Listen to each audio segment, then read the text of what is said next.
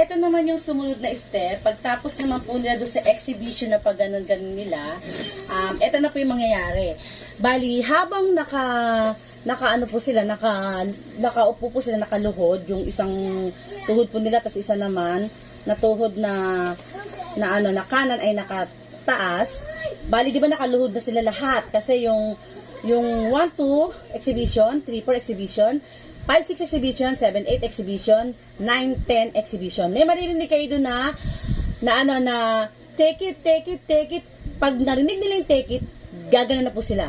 Ready na po silang gumanon at gagawin nila to.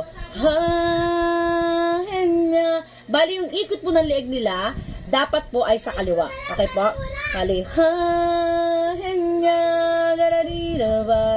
tapos 1, 2, 3, tayo. 4, harap yung nasa 1 to 5 na lane, haharap po sa Centennial Building. Okay po? Tapos yung 6 to 10 na lane, sila naman ang gaganon. Bali yung 1 to 5 muna yung maghihenya. Sunod, pagtapos ng pag humarap na po yung 1 to 5 na lane, doon sa Centennial Building, ang susunod naman na maghihenya ay ang 6 to 10 na lane. Kaliwa po ha, ang ikot ha. Paki-guide po sila. 1,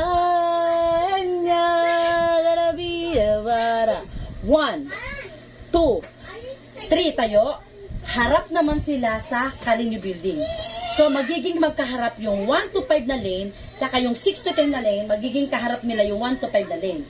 Pagka ganun nila, ilalagay na agad nila, sabay na to ha, nung 1 to 5 na lane, tsaka 6 to 10 na lane, ilalagay na agad nila yung bewang nila, yung kamay nila sa bewang.